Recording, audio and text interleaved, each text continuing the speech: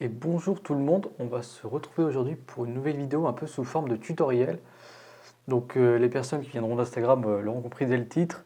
Je vous ai sondé en story pour savoir si ça vous intéressait, que je vous explique un peu ma manière de traiter mes timelapses. Donc à savoir ce que vous avez vu dans mon short film Tropoposa ou tout ce que j'ai intégré à ma série Poursuite Chironique. Donc ici on va parler d'une manière assez poussée, on va dire, de traiter les timelapses. Alors il existe plusieurs manières de les faire, mais là on va parler d'une manière plutôt technique pour avoir un résultat propre et pouvoir traiter beaucoup de séquences de manière efficace. Donc pour cela, il vous faudra munir de plusieurs logiciels. Donc le premier, vous voyez à l'écran LR Timelapse, Lightroom, qui marche avec Lightroom comme l'indique son nom, After Effects, Media Encoder et peut-être Premiere Pro, en fonction de ce que vous voulez ajouter, etc. Donc dans un premier temps, sur ce logiciel, donc LR Timelapse, on peut voir en bas à gauche la bibliothèque, donc le répertoire de dossiers avec tous les noms de dossiers, le nombre de photos, etc. Votre progression des étapes dans le traitement de vos timelapses. Pour faire simple, alors il y a plein de courbes, je ne les vois pas toutes super, on verra ça après. Donc ici on peut voir la courbe de l'exposition. Donc en gros là on voit qu'elle diminue parce que c'est un timelapse qui se déroule durant le sunset. Donc forcément plus le temps passe, plus la lumière diminue. On va se partir de celle-ci pour on va dire sélectionner un nombre d'images clés. Donc c'est-à-dire en fait cette séquence, comme on voit ici, elle a 946 images. Je ne vais pas m'amuser à traiter 946 images, ça serait beaucoup trop long. Donc on va sélectionner des images clés, ce sont les images qu'on va traiter. Donc il y a une espèce de mode automatique. Pour le coup, c'est pas trop déconnant. 3. On voit qu'il n'y a pas une grosse variation de lumière, donc on peut se fixer là-dessus pour justement traiter ces 3 photos différentes et adapter à chaque fois soit l'exposition, les jeux de lumière, les couleurs, etc. Du coup, en fonction du temps qui va avancer. Donc on clique sur sauvegarder. Et ensuite, ça charge un peu, etc. Là, ça a lu vraiment la photo entre guillemets. Ensuite, on va drag and drop. Donc on va cliquer et rester appuyé sur cliquer, se diriger sur Lightroom dans la bibliothèque, c'est très important. Lâcher le clic. Donc là, c'est le temps qu'il lise toutes les images. On va cliquer sur importer évidemment. Et là, c'est le moment qui va être un petit peu long, le temps qu'il lise absolument tous les fichiers, les métadonnées. Donc on va se retrouver une fois que ça sera fait. Donc voilà, on se retrouve une fois que Lightroom a lu tous les aperçus. Donc en bas, dans le filtre, on va sélectionner du coup Keyframe, donc celle qu'on a sélectionnée. Donc on se retrouve bien avec 3 photos qui sont notées à 4 étoiles. Donc ensuite, on va passer au développement. Donc alors j'ai des presets, mais là, on va faire le développement ensemble. Donc il faut savoir qu'avec LR Timelapse, il y a des paramètres auxquels vous ne pouvez pas trop toucher, sinon on va créer on va dire un flickering, un scintillement, il va avoir du mal à décalquer tous les paramètres. Donc là on part sur un orage assez basique pour rester dans le thème de poursuite chironique et sans éclair comme ça on évite des trucs un peu trop complexes dès le début. Donc le niveau de l'exposition du ciel, je suis assez satisfait, on va peut-être baisser un peu pour enlever ces lumières un peu fortes. Je vais rajouter un poil de noir, pas plus. Parce que sinon ça risque de faire justement ce fameux flickering. En texture, j'en ai rajouté peut-être 25 et ensuite je fais tout avec la courbe des tonalités. Donc on va partir sur un traitement S basique aussi. On va un poil remonter les hautes lumières, donner un peu de volume à l'image. Là c'est assez complexe, je crois que je dois rajouter des points. Parce que là, ça bouge facilement. On va monter ça. Je vais pas un poil monter ici, non ça monte trop les noirs, par contre ça, je vais juste le baisser pour adoucir les fortes lumières. Donc on peut voir déjà, vous voyez, sans trop toucher au curseur du contraste qui pareil, et de la saturation, il faut éviter absolument. On arrive à retrouver une sorte de volume à l'image. On va donc passer ensuite au masquage et normalement, on a déjà du coup les masques prédéfinis par le logiciel LR Timelapse. Donc c'est cela que vous devez modifier avec les mêmes restrictions que évoquées précédemment. On ne touche pas au noir, au blanc, aux ombres, aux hautes lumières, on évite. Le contraste et la saturation, c'est absolument un non aussi. La température, on peut, mais vraiment très doucement. La nuance, j'évite aussi. Même si là, je vais basculer un peu. Alors attends, il faut en sélectionner un déjà. Donc en général, le premier, ce que j'aime bien faire, c'est déjà faire un vrai dégradé. On va rebasculer un peu vers les verts, parce que là j'ai du magenta qui est apparu, mais bon c'est avec mes courbes alors. On ne pourra pas vraiment le compenser, c'est juste vraiment un titre d'exemple. Tac tac tac, ça c'est bon. En général, si j'ai besoin, je reviens par là aussi. Pour donner, alors la haute lumière, on a vu que c'était assez blanc comme ça, on va pas toucher. Là peut-être on va calmer tout ça. Là. Voilà, donc truc basique, mais voilà, ça redétache les nuages du fond aussi. On va faire pareil avec en bas, même si en bas, j'ai bien juste sélectionné que le sol. Mais là, il fait tellement sombre qu'il n'y a pas grand chose à rattraper. Je pense que j'ai juste faire un truc un peu facile, de sous-exposer pour enlever juste le champ qui en premier plan ne sert pas à grand chose. Ensuite, les plus petits dégradés linéaires. De jour, je m'en sers aussi pour faire un peu un effet, comment dire, ah j'ai perdu le mot, mais on va le trouver facilement. De vignettage, voilà. Donc là pareil, il fait déjà très sombre, donc je vais éviter aussi en général ce que je fais pour donner cet aspect un peu vignette. C'est voilà, je le mets assez faible et j'enlève, je le relève un peu, juste pour avoir voilà, un truc qui soit assez léger, qui passe assez à crème. Après globalement, il n'y a pas trop grand chose à faire dans ce cas-là. Qu'est-ce que je vois d'autre?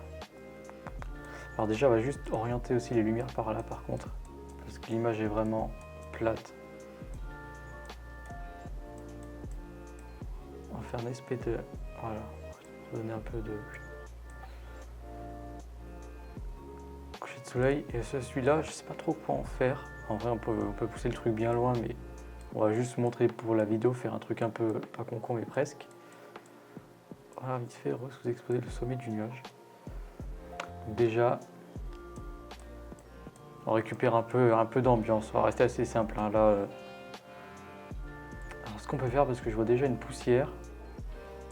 Ce qui est bien avec Lightroom, c'est qu'on peut afficher les défauts. Et là, ça ne marche pas, mais elle est ici. Ici, il y a de la poussière là. Alors en général, je les enlève sur première peau, du coup, les poussières. Mais là, comme c'est sur un ciel uniforme, sur la première photo et uniquement sur la première photo, je pourrais me servir de cet outil-là, de la suite base de Lightroom. Et c'est pas le bon, je me trompe à chaque fois, pour justement supprimer les poussières. Alors par contre, on va juste essayer de rapprocher au maximum pour éviter les décalages, etc. Parce que comme on est sur quelque chose en mouvement, le moindre changement de lumière un peu trop exagéré, ça peut très vite se voir. Donc voilà, admettons c'est propre. Il en reste là, une là, mais c'est très léger. En dézoomant, on les verra pas, il y en a une là aussi. On va vraiment se rapprocher au maximum de la taille de la poussière. Comme les nuages sont de ce côté là, je vais essayer de les mettre à l'opposé pour éviter vraiment un décalage de pixels. Et voilà, c'est vraiment pour montrer, parce que quand je dézoome, ça se voit pas du tout. On va recadrer au format que j'utilise pour YouTube justement, donc en 16/9. Voilà, à peu près comme ça, on va dire. Hop, on n'a pas vraiment de déformation, il n'y a pas beaucoup de sol par contre là. Donc là les poussières sont ici, donc on les voit même plus, mais c'était juste l'histoire de vous montrer, de vous préciser que c'est vraiment important de les faire uniquement sur la première image. Ensuite on peut passer à tout ce qui va toucher aux couleurs. Donc si on peut ajuster pour l'ambiance au niveau des bleus, etc. On va peut-être faire ressortir un poil les oranges et les rouges. Rajouter peut-être, ouais, c'est exagéré, pas trop, peut-être un poil saturation pour faire ressortir l'ambiance, surtout dans les bleus. Bon, petite coupure, j'ai eu un petit souci technique avec ma vidéo, évidemment, c'est la première de cette série, donc il fallait bien qu'il y ait un petit problème. J'en profite pour vous dire un petit point que je n'ai pas précisé au début. Votre dossier, faites bien un dossier fixe qui ne change pas pour pas qu'il y ait des problèmes de raccourcis, notamment avec LR Timelapse. Et surtout, ne nommez pas vos dossiers avec des caractères spéciaux ou des chiffres pour éviter tout conflit avec LR Timelapse, encore une fois. Sur les dernières versions, je ne sais pas si c'est toujours ces problèmes. Donc voilà, on peut voir sur l'écran que j'ai un peu toucher au mélangeur de couleurs afin de recorriger certaines couleurs ou certains contrastes pour ajuster un petit peu. Et donc justement oui, ça permet de, comme on ne peut pas toucher la saturation avec ce logiciel pour éviter un flickering numérique on va dire, on pourrait compenser avec ces outils là. Donc le réglage que je mets généralement pour la netteté. Qu'est-ce que vous savez couper normalement? Peut-être le recadrage, j'ai mis en 16/9, le classique normal. Donc voilà. Donc pareil dans l'étalonnage, on touche aux couleurs, c'est un peu comme l'ambiance qui vous arrange, comme vous voulez. Mais on ne touche toujours pas la saturation. Donc ensuite, vous avez vos 3 photos de sélectionner. Avec le contrôle-clic tout simplement, donc là, hop, je sélectionne toutes. On va aller dans le script et aller sur Air Timelapse, synchroniser les keyframes. Donc ça va décalquer les réglages de la première photo sur la deuxième keyframe. Donc là, il faudra compenser justement les changements de lumière. Du coup, c'était déjà fait parce qu'il y a eu un problème pour la vidéo, mais je vous le refais. Donc là, on voit que c'est un peu sous-exposé, donc on va réajuster l'exposition. Comme ça par exemple. On peut apporter évidemment des modifications absolument partout. Par exemple là, si j'ai envie de rééclairer un tout petit peu le sommet du nuage sans que ça paraisse aberrant, voilà, je le fais. Voilà, donc on va désélectionner par contre la première photo et on va refaire cette action là pour décalquer du coup les réglages qu'on a modifiés sur la deuxième image vers la troisième. Et donc là-bas encore une fois forcément le soleil se couche de plus en plus et il y a de moins en moins de lumière, donc pareil on va venir réajuster la luminosité. Une fois que tout est réglé, que vous n'avez pas besoin de refaire des corrections de couleurs, peut-être changer la balance des blancs, ce qui est possible, on peut le faire. Là je ne vais pas le faire, quoique peut-être compenser un peu avec les lumières bleues. On va se retrouver dans l'onglet bibliothèque, on va faire CTRL A puis CTRL S. Hop, on va sur l'Air Timelapse qui est ici. Ça a recadré ma photo, il y a des bords noirs désormais, ça a lu du coup les nouvelles métadonnées. L'extrait visuel normalement doit déjà être par défaut avec le logo violet. Et on n'a plus qu'à cliquer sur auto-transition pour cette fois-ci que ça puisse décalquer du coup tous les réglages et on voit la nouvelle courbe d'exposition qui a changé. Du coup de manière progressive sur l'ensemble des photos et c'est là qu'on va gagner un gain de temps énorme. Donc là, ça y est, c'est une fois que le processus est terminé sur une photo, on voit la nouvelle luminosité visuelle. Donc on peut voir, ça c'est le avant, ça c'est le après. Et donc on se retrouve une fois que ce processus est fini, à savoir dans à peu près 3 à 4 minutes. C'est écrit ici le temps qui vous reste avec le nombre de photos qui restent à traiter par le logiciel. Donc voilà, la petite clochette vient de sonner, l'autotransition c'est terminé. Donc maintenant toute la séquence a les réglages qui ont été faits sur Lightroom et qui du coup ont été appliqués d'une manière dégradée pour pas que qu'il y ait de gros changements qui se voient, alors que si on regardait les photos, on voyait qu'il y a une photo qui était bien de jour et l'autre qui était complètement noire à la fin. On a notre courbe d'exposition qui est ici, donc qui est très stable. On n'a pas des gros traits comme ça vers le haut pour des surexposés, parce qu'admettons le soleil se dévoile derrière le nuage ou de la foudre. Donc c'est pour ça que j'ai pris une séquence aussi assez simple.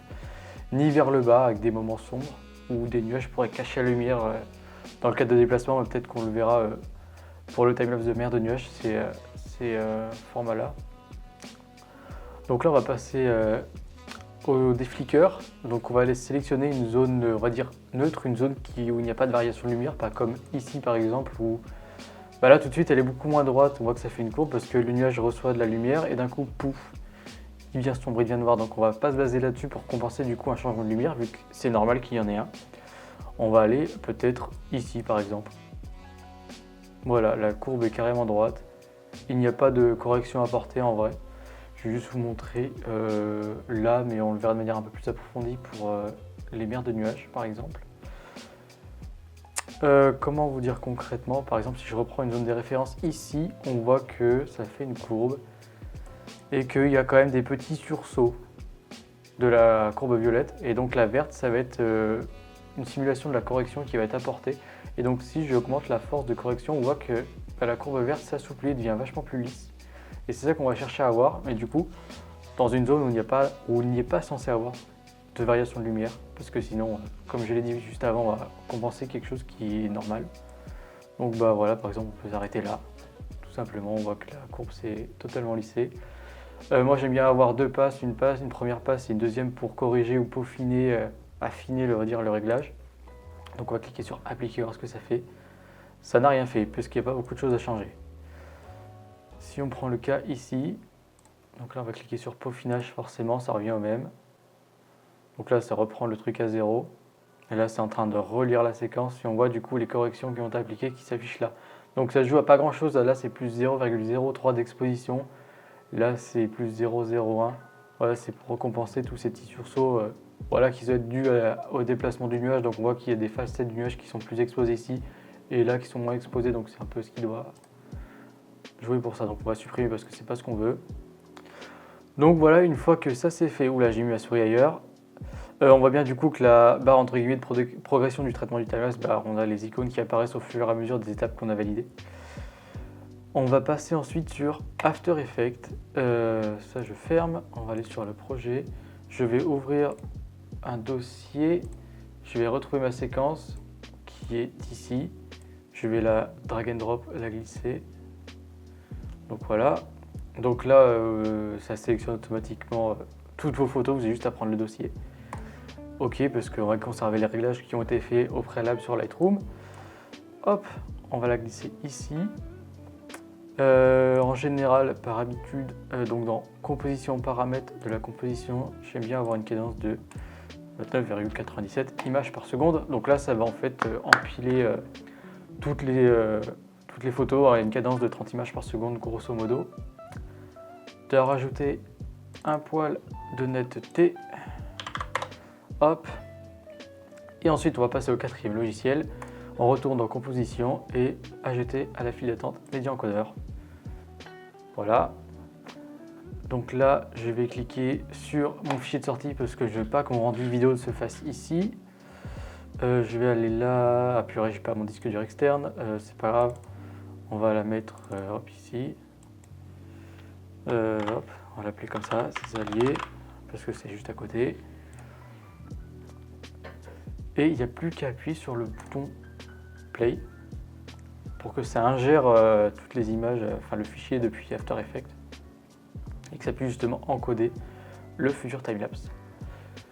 Normalement, je vous ai tout dit en termes de conseils. Pour ce qui est de la suite, on verra avec des conditions du coup de changement de lumière, donc avec les mers de nuages, ou alors sur un environnement totalement différent avec les timelapses de nuit. Là où les réglages sont totalement différents, la cadence de prise d'image sera totalement différente et les problèmes plus ou moins à compenser ou les choses que j'ai envie de faire ressortir de l'image vont être encore une fois totalement différentes. Donc voilà, si vous avez des questions, n'hésitez pas à les poser en commentaire. J'espère que j'ai parlé d'une manière accessible, que ce premier épisode vous aura apporté quelque chose. Et je vais vous laisser du coup avec la séquence encodée.